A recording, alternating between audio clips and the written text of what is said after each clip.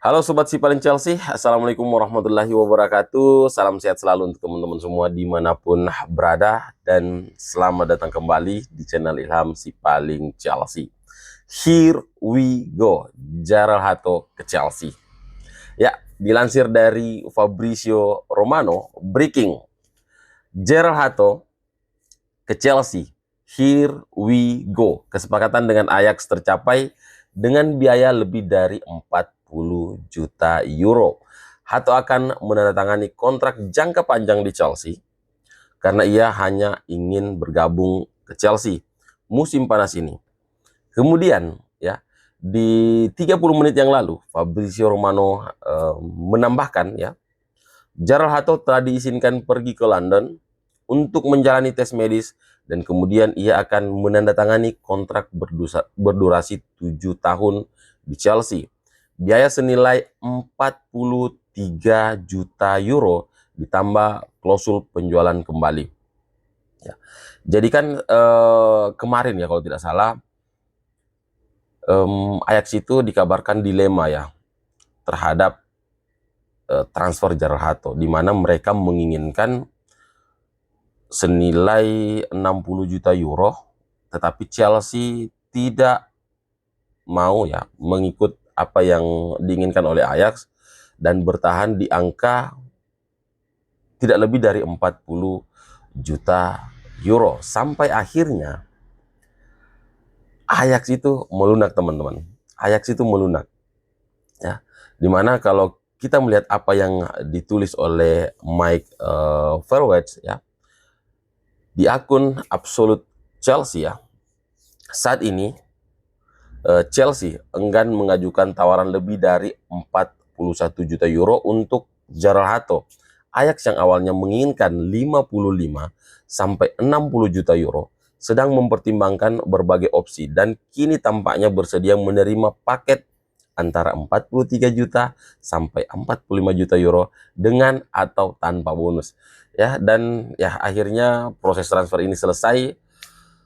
Kita bisa apa ya, setidaknya cukup tenang sebagai fans karena sudah ada yang bisa membackup Marco Kurela andai tidak diinginkan ya sesuatu terjadi ke Marco Kurela, entah dia cedera atau mendapatkan akumulasi atau bahkan terburuknya adalah mendapatkan kartu merah ya. Jadi Gerald Hato ini siap untuk membackup ya.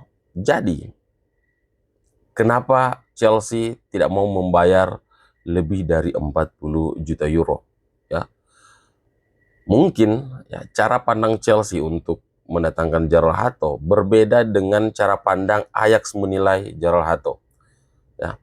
Ajax menilai Gerald Hato adalah pemain versatile, pemain serba bisa di lini pertahanan, bisa bermain sebagai fullback, bisa bermain sebagai center back. Tetapi Chelsea tidak melihat Hato seperti Ajax ya.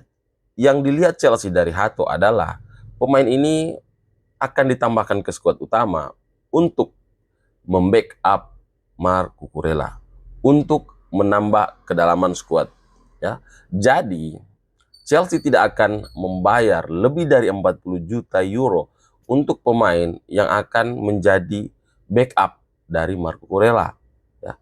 Meskipun ada kabar burung lah ya, rumor yang mengatakan bahwa Marco Kurela ini akan pergi dari Chelsea ya. Kabarnya Al Nassr menawar Marco Kurela tetapi dibantah langsung oleh perwakilan klub Al Nassr ya. Dan kabar terbaru, Chelsea akan apa ya, memperpanjang atau menyodorkan kontrak baru untuk Marco Kurela. Jadi sudah fix ya, Marco Kurela tetap bertahan di Chelsea dan Gerald Hato adalah pemain yang didatangkan untuk membackup posisi Marco Kurela karena pertandingan di musim depan akan sangat padat bagi Chelsea.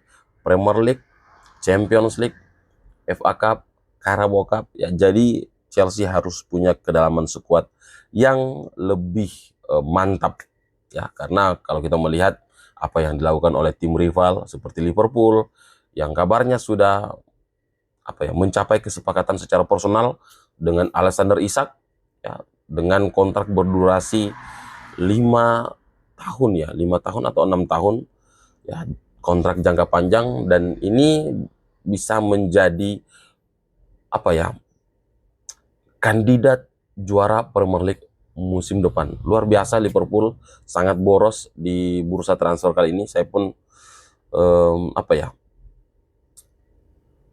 terheran-heran ya, kenapa Liverpool tiba-tiba bisa ya begitu royal di bursa transfer. Apakah karena mereka kalah dari Chelsea ketika memperebutkan Moises Caicedo dari Brighton? Oke, itu masalah penjualan pembelian pemain. Kita ke penjualan pemain nih. Yang keluar dari Chelsea yang terkonfirmasi adalah Joe Felix. Ya. Kemudian 2 pemain lagi yang masuk daftar jual adalah Raheem Sterling, kemudian Christopher Nkunku. Raheem Sterling ini kan sudah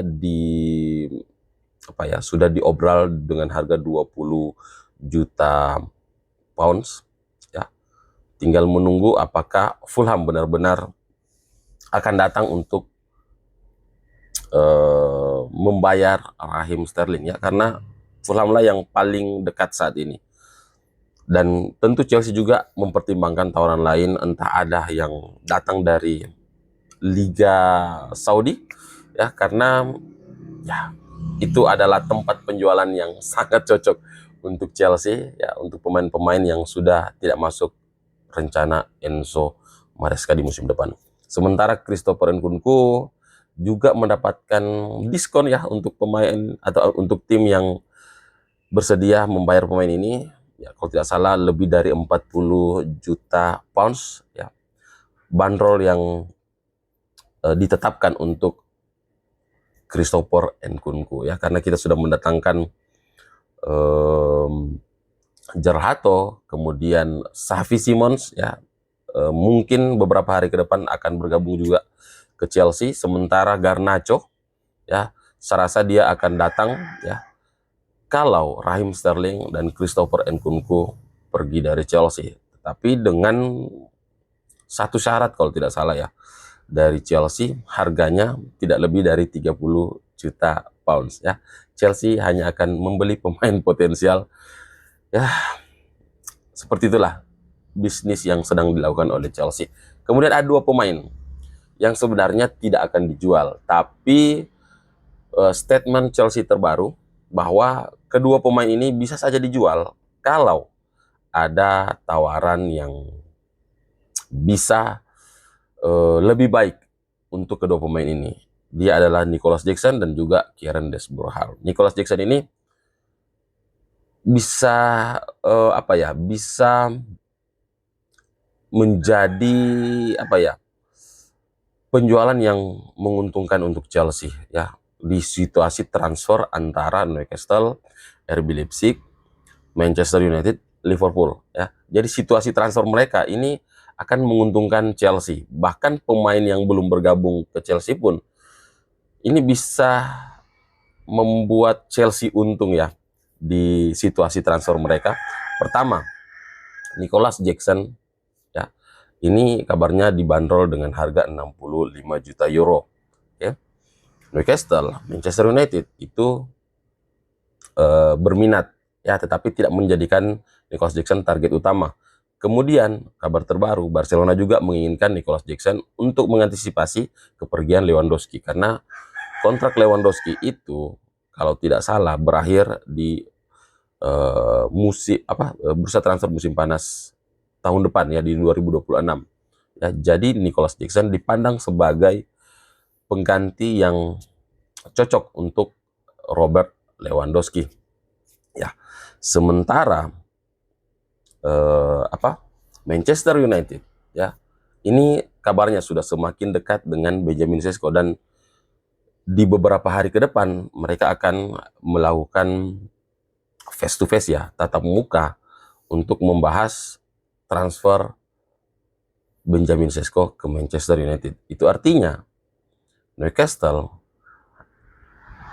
bisa dibilang sudah kalah ya di perburuan Benjamin Sesko, sehingga ya resiko kehilangan Alexander Isak ini mereka tidak punya pilihan selain Nicolas Jackson dan juga kabarnya Muniz ya dari Fulham. Tetapi Nicolas Jackson saya rasa pilihan yang lebih masuk akal untuk Newcastle ya ketimbang Muniz dari Fulham. Oke. Dan ya kepindahan Benjamin Sesko juga tentu akan menjadi apa ya? Akan menjadi pertimbangan untuk Chelsea, masalah market value-nya ya, masalah harganya. Karena kalau Benjamin Sesko ini didatangkan oleh Manchester United dengan nilai sekitar 70 juta pounds, itu artinya Nicolas Jackson bisa dijual dengan harga yang sama atau bahkan lebih ya. Karena Benjamin Sesko ini termasuk pemain yang masih potensial ya. Belum menjadi striker yang jadilah. Sementara Nicolas Jackson ini sudah terbukti di Premier League ya. Dia selalu mencetak 2 digit gol. Ya, di musim kemarin dia mencetak 10 gol dan 5 assist ya. Jadi dia sudah sangat mengenal cara bermain di Premier League ketimbang Benjamin Sesko ya.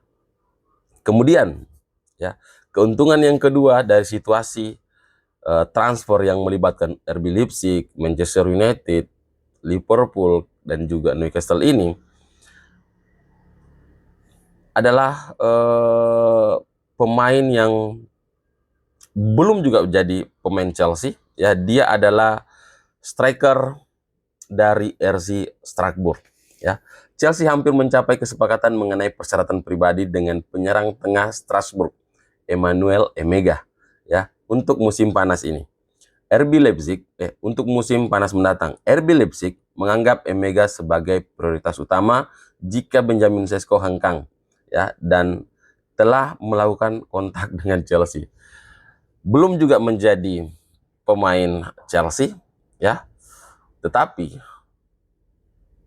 sudah ya kemungkinan akan kemungkinan akan di loan ya, kemungkinan di loan dan memberi keuntungan untuk Chelsea ya. Jadi Chelsea saat ini benar-benar menjadi tim yang bukan hanya mencatatkan prestasi tetapi juga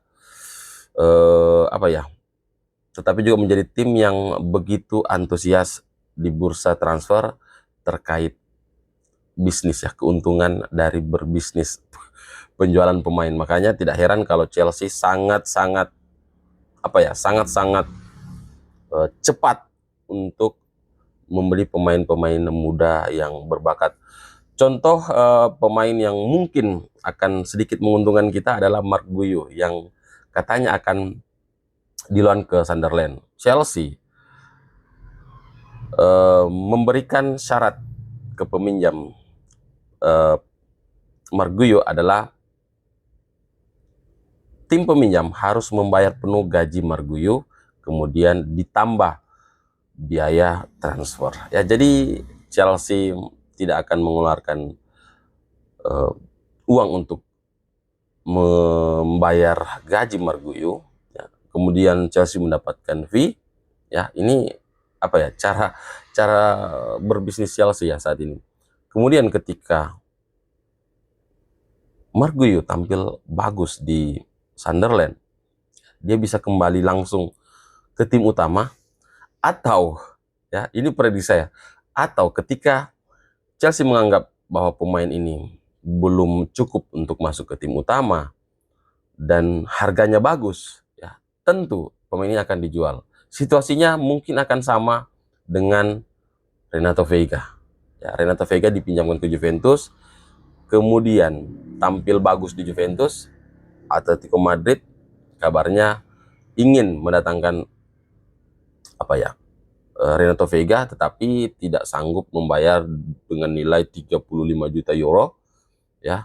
Tetapi masih ada beberapa tim yang juga bermain untuk